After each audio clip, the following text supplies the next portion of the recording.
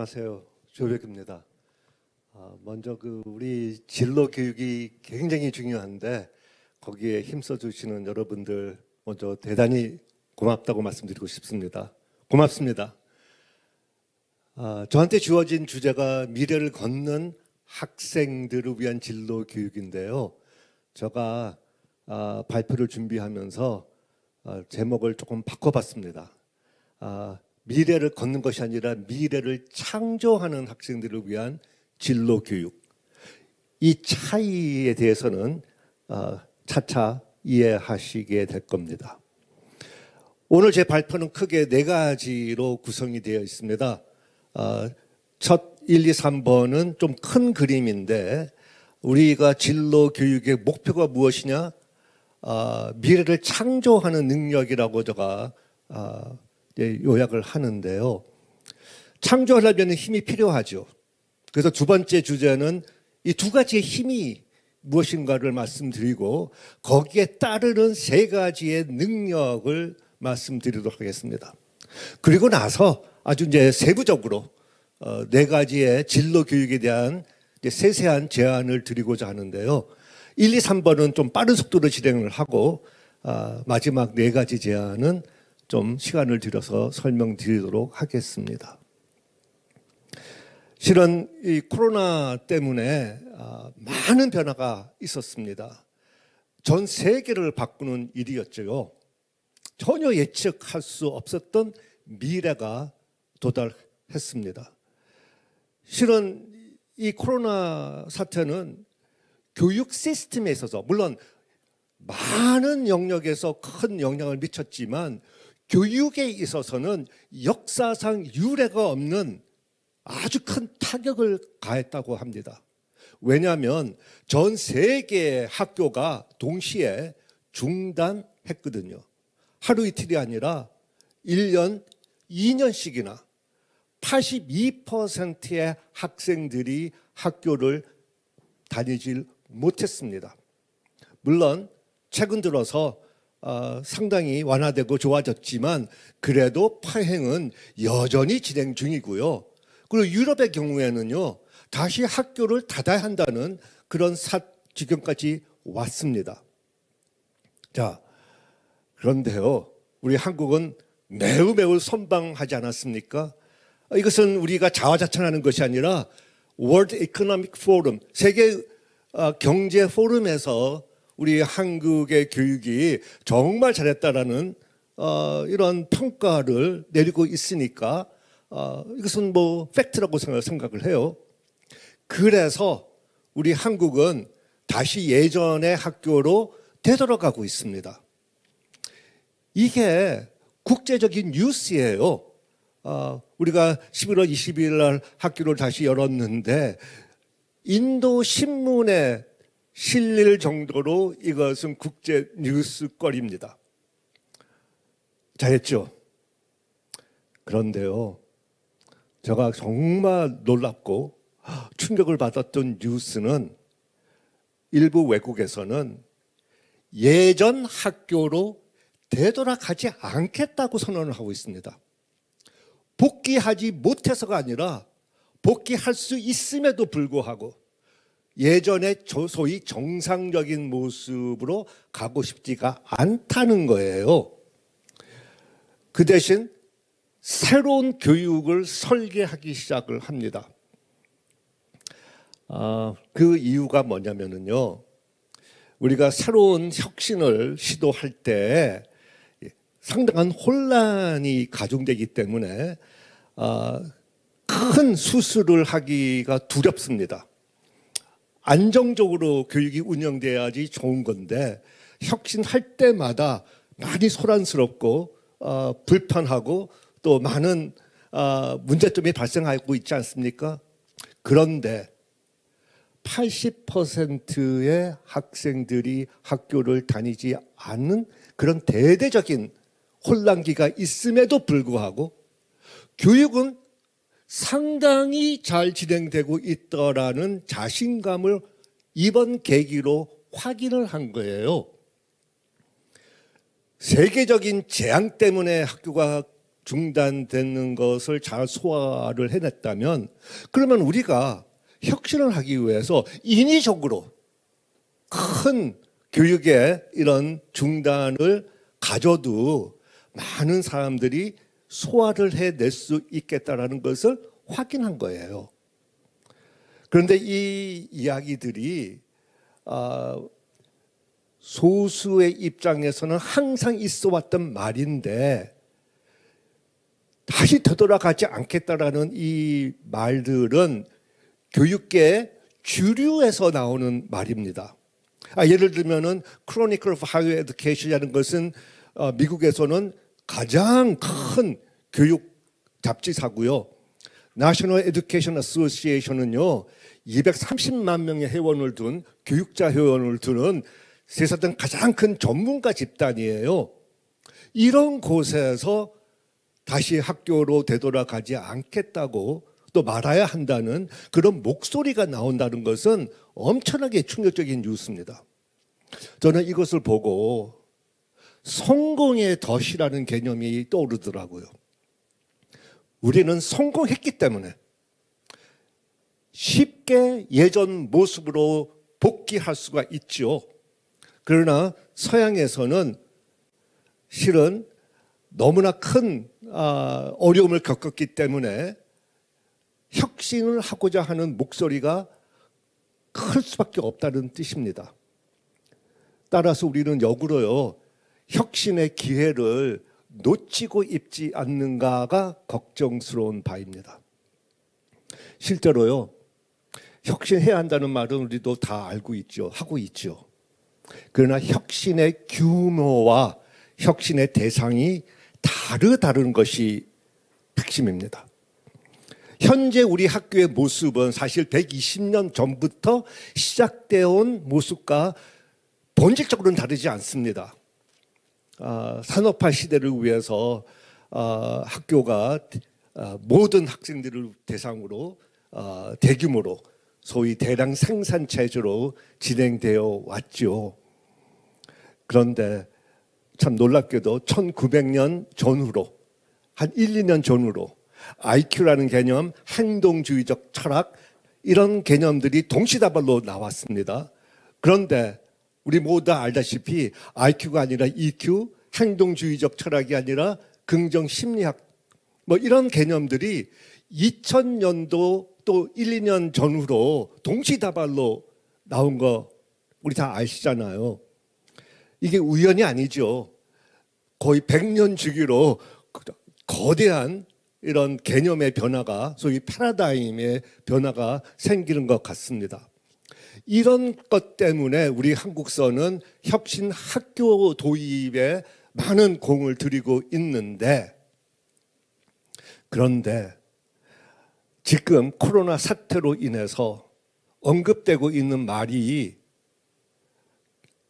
학교 혁신만은 아니다. 학교를 다니지 않더라도 학생들이 기본 내용은 충분히 지금 숙지하고 있는 중인데, 그럼 학교라는 것이 꼭 필요한가? 또 필요하다면 어떤 형태의 교육이 필요한가? 이 논의가 시작되고 있다는 뜻이에요. 지난 120년 동안의 변화는 학생들을 학교로 모아놓고 거기서 여러 가지 새로운 시도를 해왔다면 지금부터는 학교 밖 체험이 중요한 시대가 온 것이죠. 저는 여기에 진로 교육이 매우 핵심적으로 중요해졌고 또 이 시대 흐름과 동반해서 새로워져야 된다고 생각을 해요. 어떻게 새로워져야 되느냐? 보시다시피 우리 시대의 진로 교육이라는 것은 이미 존재하는 여러 가지 갈래의 진로 중에서 뭐 각자의 성격이라든지 취향이라든지 또 선호도라든지 실력 등등에 맞춰가지고 이미 존재하는 이 진로 중에서 하나를 선택하는 것을 도와주는 것이 진로 교육의 핵심이었다면, 지금부터는 전혀 예측할 수 없는 미래에 학생 개개인이 자신의 미래를 개척하고 창조하는 그런 진로 교육이 필요하다는 것이에요. 결론부터 말씀드리자면 기성세대의 진로 교육은 어디로 안내할까에 대한 학생 외부에 있는 요인에 대한 고려사항이라면 지금부터 진로 교육은 학생에게 어떤 능력과 실력을 갖추어 줄 것이냐.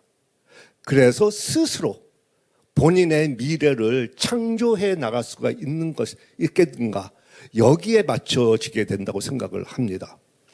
따라서 지금 우리가 이제 논의해야 될 것은 그러면은 창조의 힘을 가지기 위해서는 세상을 움직이는 힘에 대해서 어느 정도 알고 있어야 돼요. 세상에는 상반된 두 가지의 힘으로 움직이고 있어요. 연결의 힘과 단절의 힘입니다. 이 두 가지를 조금 설명드리면서 그러면은 어떤 능력을 가져야 하는가가 저절로 이어지게 나오니까 결론적으로 두 가지 힘에 대해서 설명드리겠습니다. 첫 번째 힘은 연결의 힘이죠.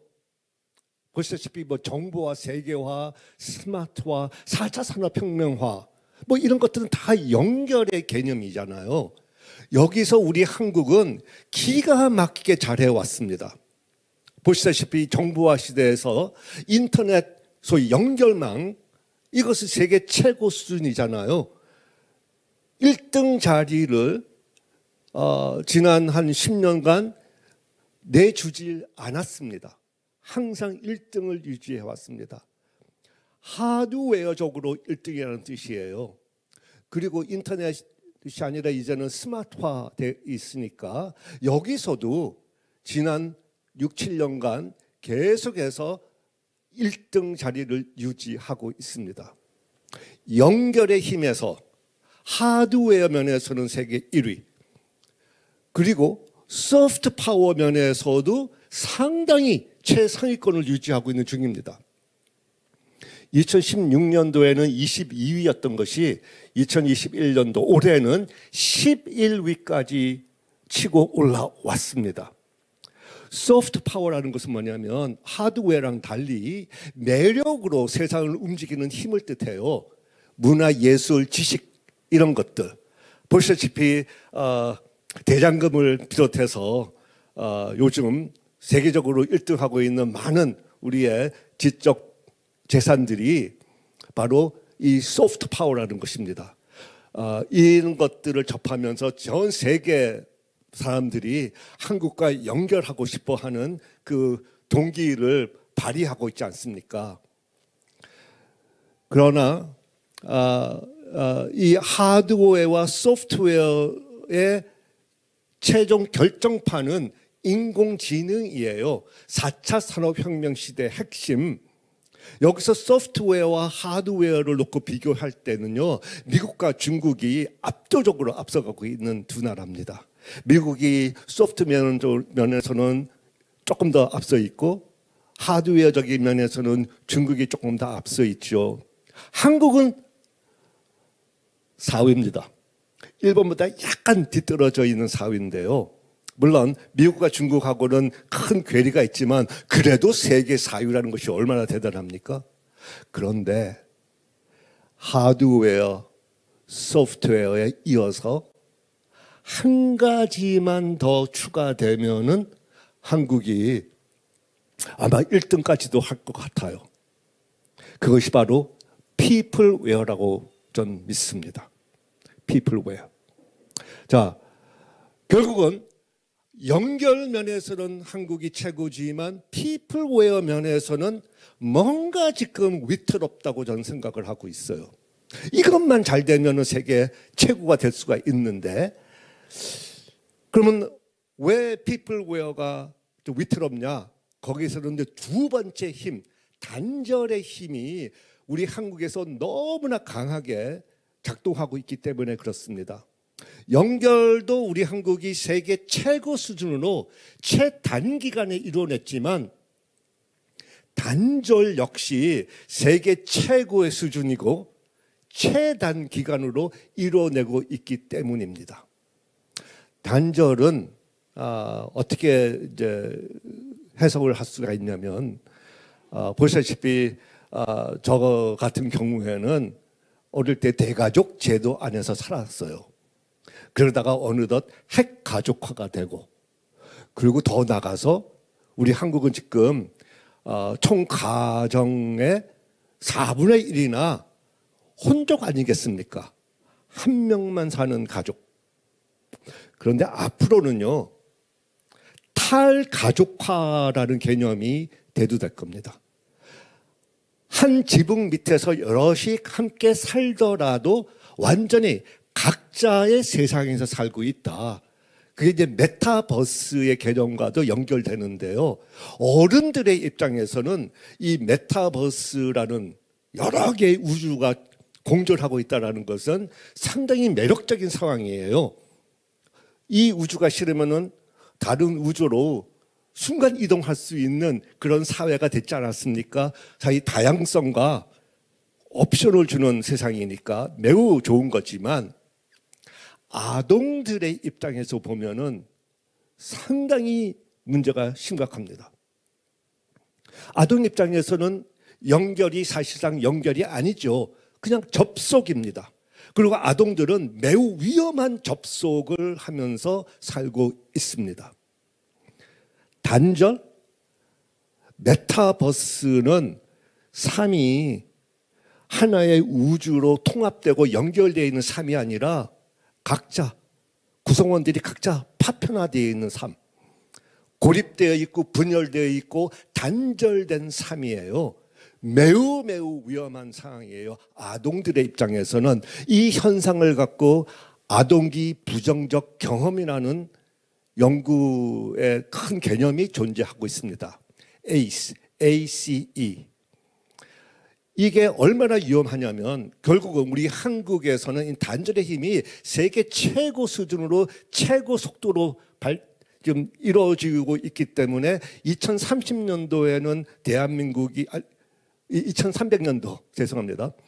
대한민국이 소멸한다는 그런 OECD 보고서가 있듯이 굉장히 위험한 건데, 그러나 우리 정부가 14년간 이 저출산율과 최고속 고령화를 문제를 풀기 위해서 185조 원을 투자했는데 이 문제는 지금 해결되지 않을 뿐더러 오히려 악화되고 있으니까 뭔가 돈으로는 해결할 수 없는 문제다.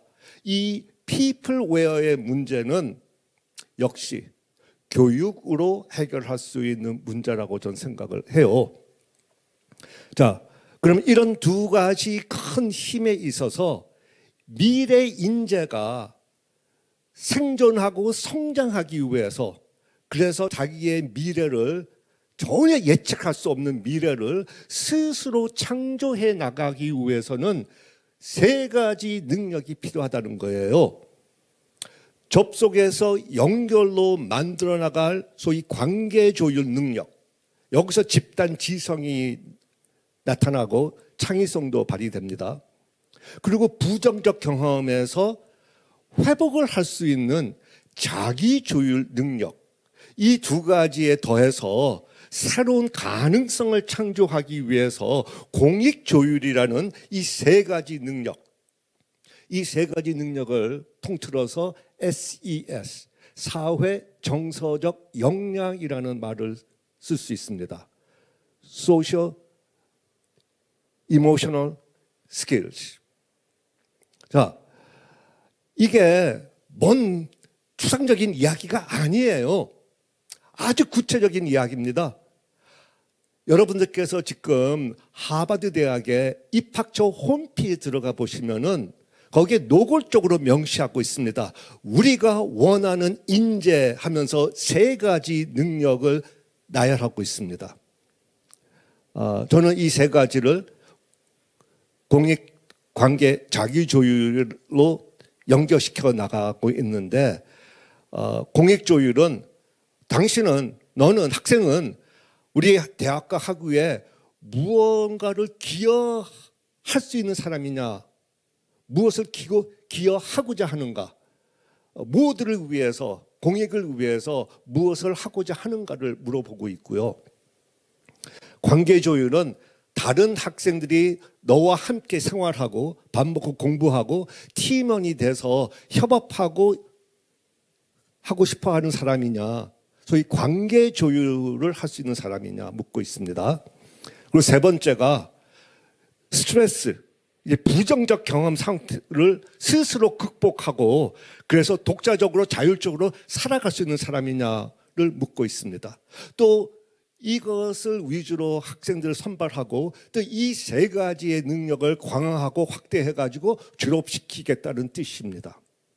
이게 미래를 창조하는 인재가 지녀야 할 세 가지 능력이라는 뜻이죠. 하버드 대학만이 아니에요. MIT 역시 입학생들한테 1학년 때 세 가지 능력을 갖추어주는 교과 과정을 운영하고 있어요. 비록 단어들은 조금씩 다르지만 결국은 같은 이야기들입니다. 정서 지능, 관계 조율에 필요한 것이고요. 인터퍼스널 커뮤니케이션도 관계 조율. 그러나 정서 지능은 꼭 관계 조율만이 아니라 자기의 감정을 조절할 수 있는 능력이니까 자기 조율 능력이라고 볼 수도 있고요. 그리고 당연히 창의력도 중요하고요. 그래서 제가 이제 세 번째 꼭지에서는 이 세 가지 능력, 소셜, 이모셔널 스킬스에는 세 가지가 있다. 자기 조율 능력, 관계 조율 능력, 공익 조율 능력. 그러나 보시다시피, 이 그림에서 보시다시피 우리는 학생들에게 너무나 많은 내용들을 가르치고 있습니다. 이것을 다 짊어지고 미래로 나갈 수는 없어요. 또 이게 다 결국은 도움되는 것이 아니라 다 부담이 되는 것이죠.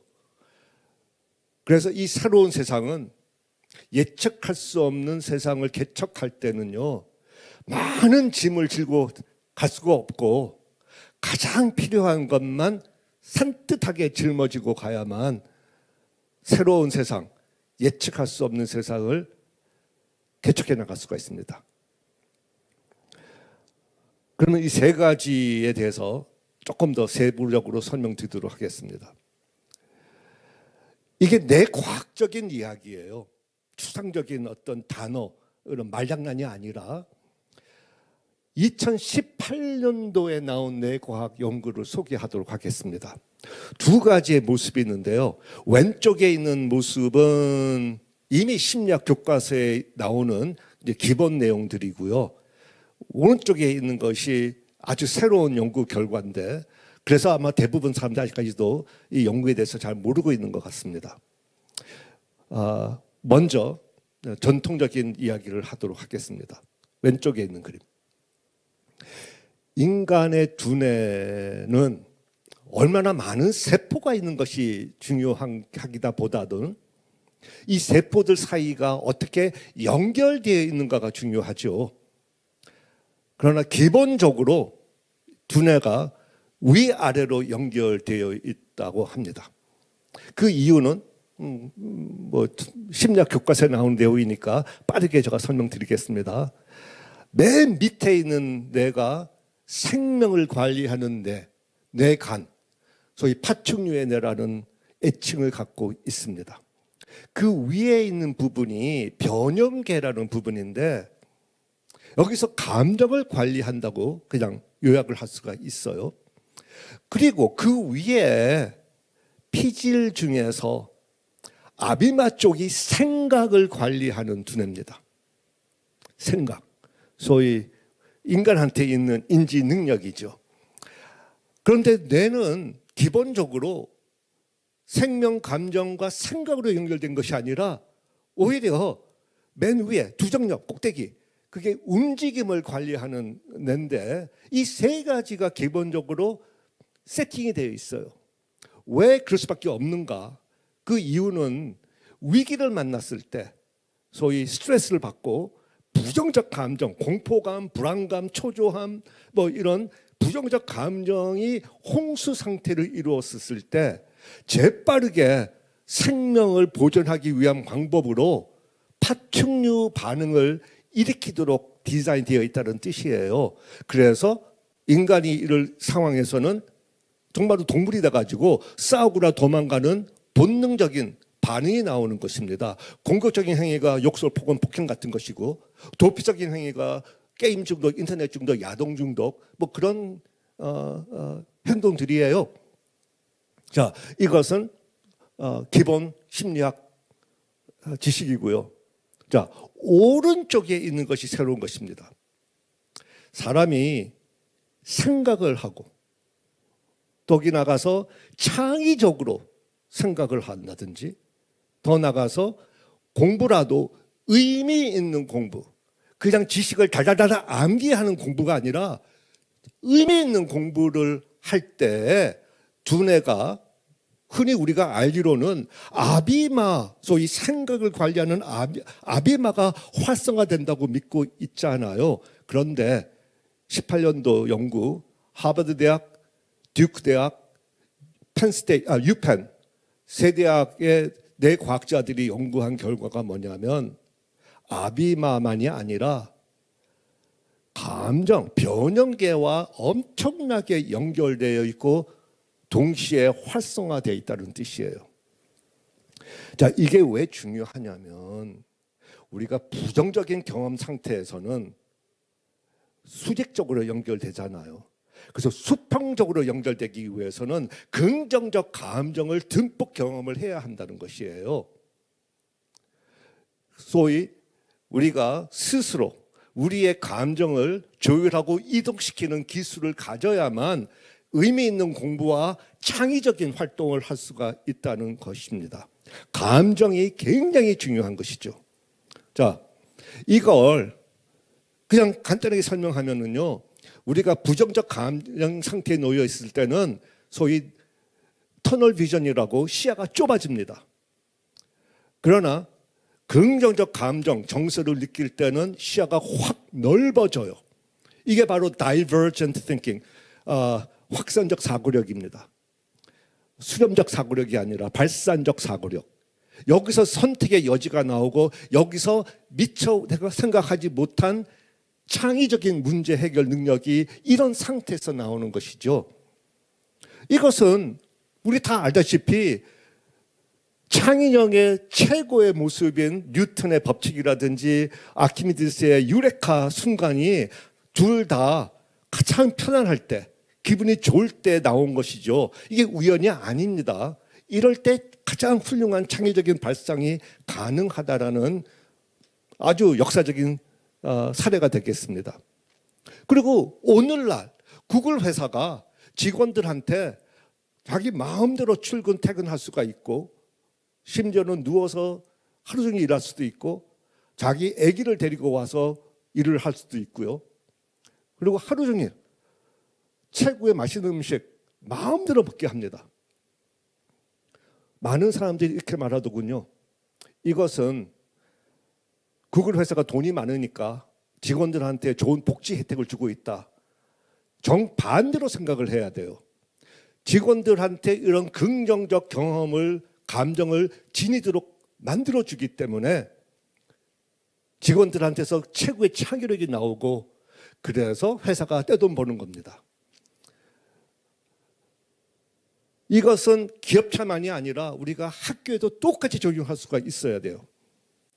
학생들이 학습의 괴로움만 맛을 봐가지고는 암기하는 공부는 잘할 수 있어도, 계산하는 공부는 잘할 수 있어도 창의적인 발상을 하기가 어려울 겁니다. 그 대신 학습의 즐거움을 맛보게 해야 되겠습니다.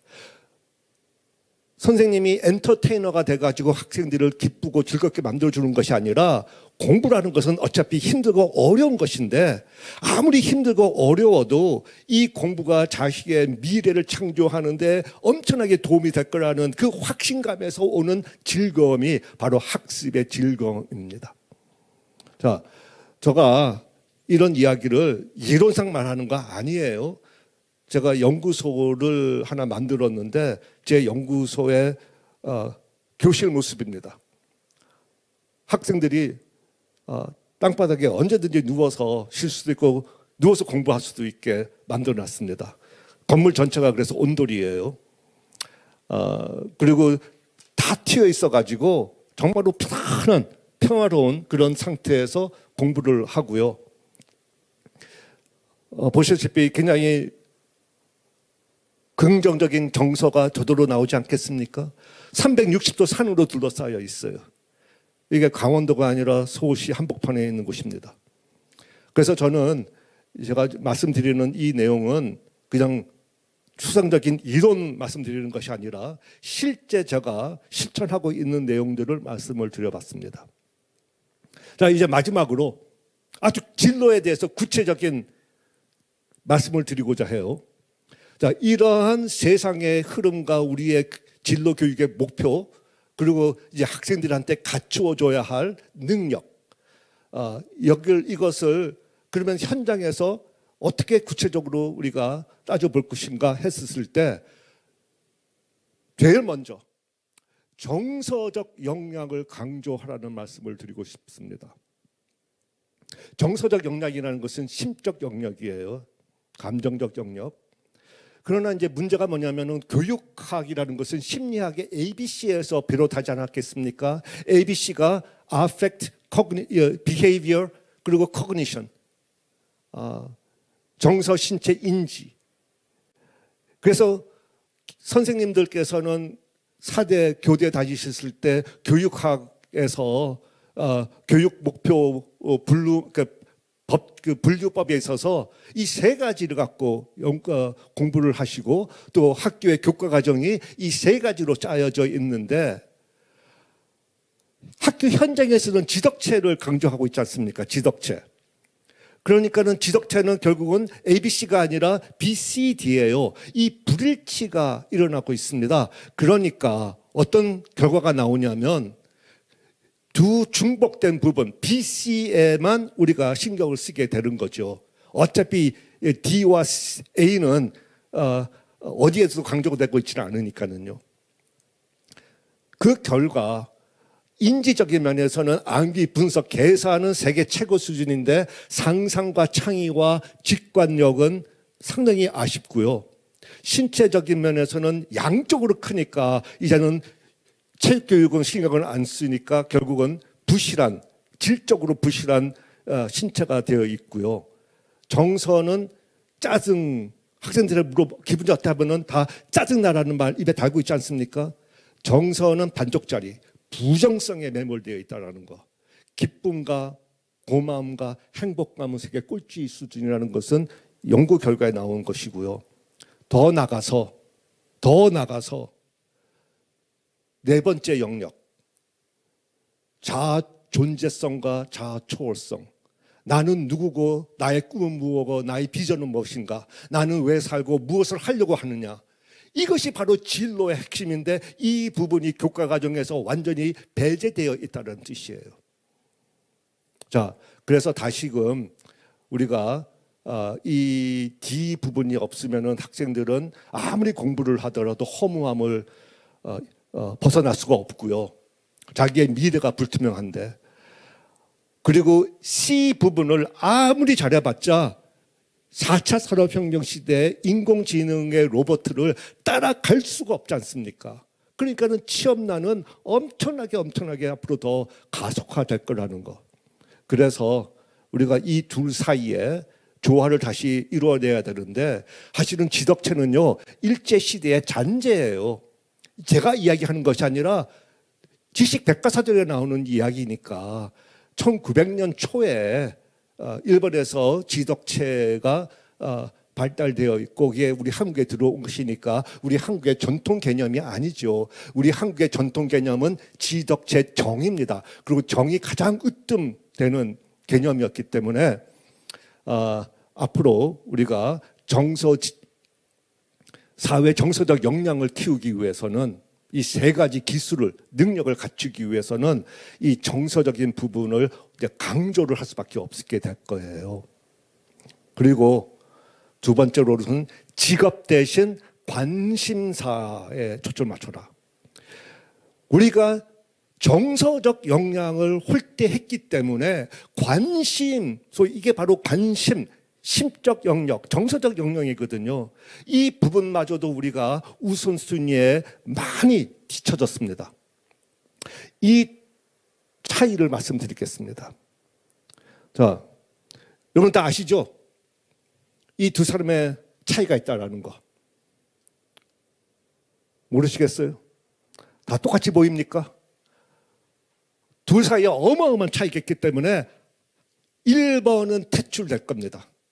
2번이 경쟁력 있는 미래 인재입니다. 왜냐? 여러분들이 방송사 사장님이시라면 1번은 엄청나게 돈이 들어갔기 때문에 퇴출시키고 1번은 전혀 능력이라든지 외형적인 면에서는 차이가 없는데 거의 공짜예요. 1번은 진짜 사람이고요. 2번은 인공지능이에요. 아시다시피 이제는 모든 직업을 로봇이, 인공지능이 뺏어가는 시대가 되어 있지 않습니까? 그래서 10년 안에 80%의 존재하는 직업은 사라지고 또 상상을 초월하는 수많은 새로운 직업들이 생겨난다는 것이잖아요. 그러니까 지금 우리 학생들에게 2020년대에 존재하는 직업에다가 초점 맞추면은 그들은 10년 후에 없는 직업을 위해서 준비하는 꼴이 되는 것이겠죠. 그리고 새로 각광받는 엄청나게 새로운 직업에 대해서는 전혀 준비하지 못한 상태가 될 겁니다. 그래서 진로지도라는 것은 직업이 아니고 관심사. 예를 들면은 아이가 요리사가 되겠다고 한다면 이 아이의 관심사는 사실은 요리였고요. 요리랑 관련된 직업은 무궁무진하게 많습니다. 따라서 직업에다가 초점을 맞추면은 아이를 막다른 골목으로 안내할 수가 있고요. 관심사에다가 초점 맞추면은 무궁무진한 가능성이 활짝 열려요. 또 다른 예로 아이가 과학을 좋아한다고 하면은 꼭 과학자가 될 필요는 없지 않습니까? 아이의 관심사는 과학이었어요. 과학과 관련된 직업은 또 엄청나게 다양하고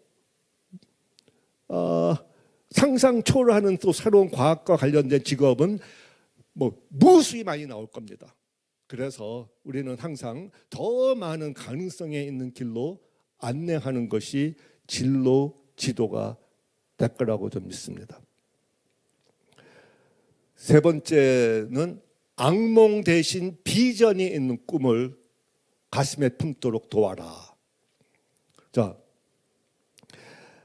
진로 지도하시는 여러분들은 잘 아시겠죠. 우리 학생들이 자기가 좋아하는 것과 잘하는 것 사이에 갈등을 갖고 있고 또 해야 하는 것과 하고 싶은 것에 대한 또 둘 사이에 갈등을 갖고 있어요.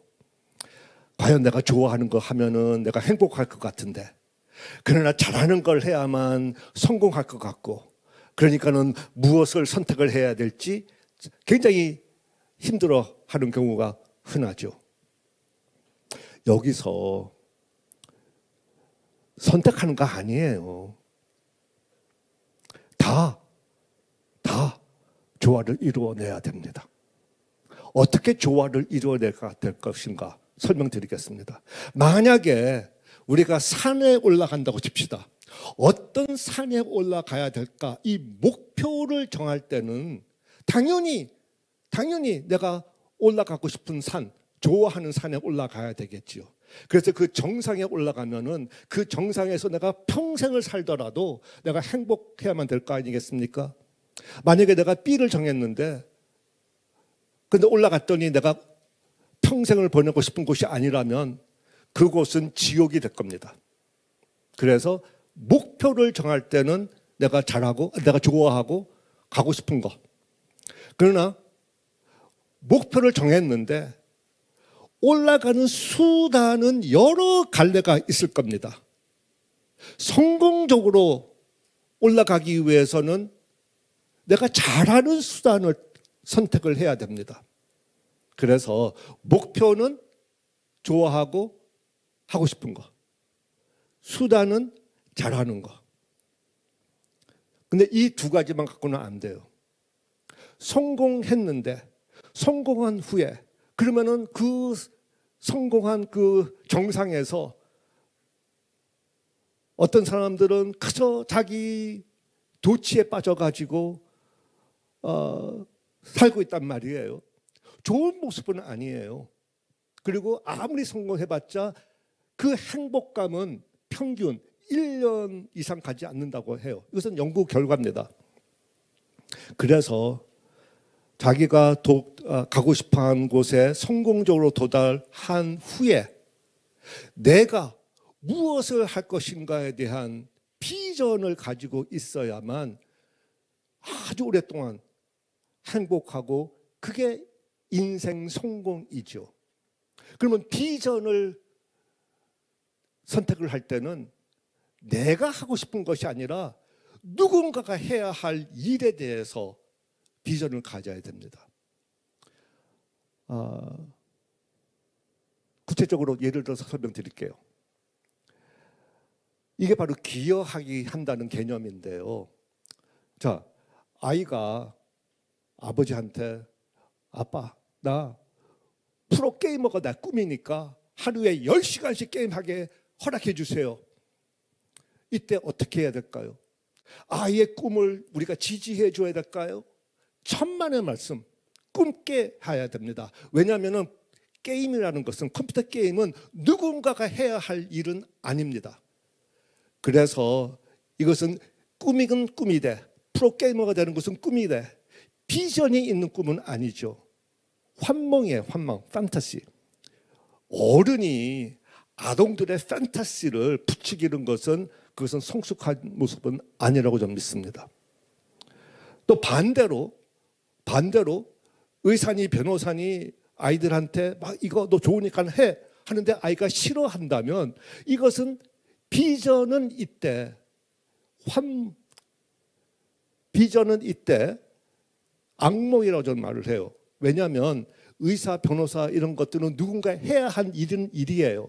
그래서 비전이 있는 일이에요. 그러나 아이가 싫어한다면 이것은 악몽이 되는 겁니다. 둘 다 바람직하지 않습니다. 바람직한 꿈이라는 것은 바로 비전이 있는 꿈, 누군가 해야 할 일을 내가 기쁘게 잘할 수 있는 일이 비전이 있는 꿈이에요. 이럴 때는 그 일이 아무리 힘들고 어려워도 즐겁게 해낼 수 있기 때문에 행복한 것이고요. 그리고 누군가 해야 할 일을 내가 하기 때문에 누군가가 나한테 돈도 줄 겁니다. 그게 바로 성공이라는 것이죠.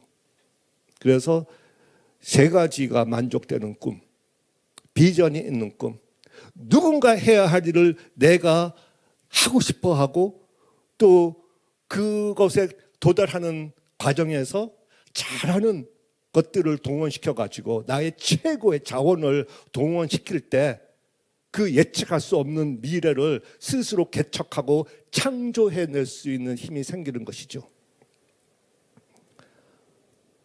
마지막 네 번째는 그래서 기생 대신 기여하는 길을 택하라.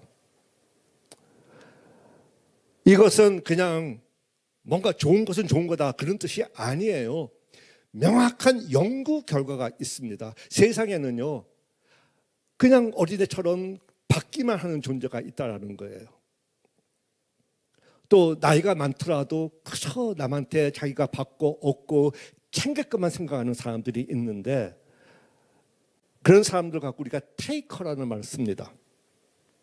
그리고 정말로 기여하면서 사는 사람들이 있고 기버들. 이게 어른들, 직장에 있는 어른들 대상으로 한 통계를 보면은 어린애 같은 어른들이 한 20% 정도 되고요. 정말로 기여하면서 사는 사람이 25% 정도 된답니다. 그러면 절반 정도가 남는데 이 절반은 그러니까 뭐냐면은 받은 만큼만 주는 사람들. 이제 매처라는 개념이 절반 정도 된다고 해요. 근데 이 연구는 이 세 종류의 사람들의 일 성과를 측정을 했는데 테이커와 매처들 사이에서는 당연히 우수한 성과를 내는 사람도 있고 그렇지 않은 사람도 이 스펙트럼이 있어요. 다양한 성과를 냅니다. 기여하는 사람들을 보니까 상당수가 성과가 떨어져요. 다 이유가 됩니다. 남이 부탁하니까는 노를 못 해가지고 싫은데도 억지로 하는 사람들, 기뻐서 하는 것이 아니라 시키는 일이니까는 또 부탁하는 일이니까 그냥 마지못해서 억지로 하는 사람들, 이런 사람들은 자기의 일 성과는 떨어지게 돼 있죠. 그런데 최고로 성과를 내는 사람들도 바로 기버 중에서 나온다는 겁니다. 거꾸로 최고의 성과를 내는 사람은 기버들 중에서만 나온다는 것입니다. 그래서 기여한다는 뜻은 과연 뭐냐 그러니까 그냥 헌신하고 봉사하고 희생한다는 뜻이 아니라는 거예요. 기여한다는 것은 혁신성과 관련이 되어 있습니다. 혁신에는 두 가지 요소가 필요한데 오리지널리티, 그게 이제 독창성, 그리고 렐레반스라는 개념이 필요해요. 적절성. 많은 사람들이 창업을 할 때 그냥 독창적인 아이디어를 가지고 사업에 뛰어들거든요. 이럴 때 실패할 확률은 90%가 넘습니다. 사람들이 무엇을 필요로 할까? 해야 되는 일이 무엇일까를 고민하고 걱정하고 여기에 대한 해결책을 내는 것이 바로 이 두 번째 개념, 렐레반스라는 개념이에요. 이 생각을 할 수 있는 사람은 평소에 세상에 내가 어떻게 기여할까를 고민하는 사람들이 하는 행동들입니다. 내가 어떻게 돈을 벌까? 이것은 테이커들의 개념이죠. 기버들의 개념에서는 혁신가가, 테이커들한테는 혁신가가 나올 수가 없고 소위 기버들 중에서 혁신가가 나온다는 뜻입니다. 따라서 최고의 창의력은 이 기빙하는 마음에서 나오고요. 이것은 엄청나게 많은 연구가 거의 동일하게 내리는 결론이기도 합니다. 우리가 미래를 창조하는 인재를 위한 진로 교육, mad, sad, bad 교육에서 탈피를 해야 돼요. 그저 memorizing, 암기하고, 그리고 입학에 매달려 있고, admission, 뭐 그런 거, 또는 엄마의 꼭두각시처럼, 아빠의 꼭두각시처럼 시키는 거 시키는 대로 악몽을 갖고 있는 아이들도 미래 인재가 아니고요. 그리고 온실화처럼 모든 것을 다 받으면서 공부만 한 학생들 역시 미래를 스스로 개척할 수 있는 능력을 가진 인재가 될 수가 없습니다. 그래서 이 창의적인 인재, 의미 있는 교육을 하는 인재가 바로 자기의 진로를 스스로 창조할 수 있는 그런 인재다. 자, 지금 매우 빠른 속도로 이 진로 교육의 목표가 이미 존재하는 여러 갈래 중에 하나를 선택하는 그런 진로 지도가 아니라 학생들이 스스로 미래를 창조할 수 있는 능력을 갖추어주는 그런 진로 교육으로 바꿔야 된다는 말씀을 드렸고요. 그러면 세상을 움직이는 두 가지 힘이 있다는 것을 알아야 되고, 연결과 단절, 그리고 이 두 가지 힘을 나의 자원으로 만들어낼 수 있는 능력을 가진 사람이 바로 자기의 진로를 창조하는 사람이다. 그 능력이 사회 정서적 역량이고요. 자기조율, 관계조율, 공익조율이라는 능력이고요. 그것을 실제 진로 지도에 있어서 넘버원 정서적인 면을 부각시켜야 된다는 거. 그리고 직업이 아니라 관심사라는 정서에다가 초점을 맞춰야 되는 거. 그리고 악몽과 환몽이 아니라 비전이 있는 꿈을 추구하도록 지지하고 도와주는 거. 그래서 최고의 이노베이터, 최고의 혁신가가 나올 수 있도록 만들어주는 그런 진로 지도가 저실히 필요하다는 말씀을 드리면서 제 강의 여기서 끝내도록 하겠습니다. 고맙습니다.